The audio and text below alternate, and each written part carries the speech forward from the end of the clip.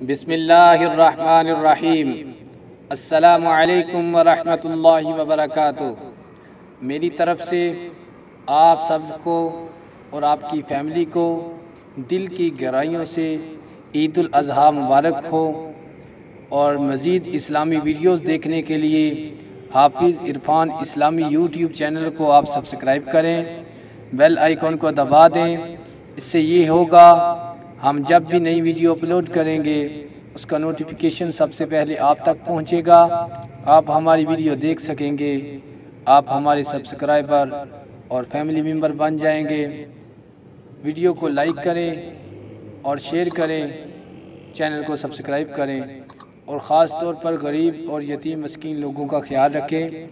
गोश्त का हिस्सा उन तक पहुँचाएँ। अल्लाह पाक हम सबको सुनकर अमल करने की तौफीक अता फरमाए और वतन अज़ीज़ पाकिस्तान के साथ और इस्लाम के साथ मोहब्बत करने की तौफीक अता फरमाए।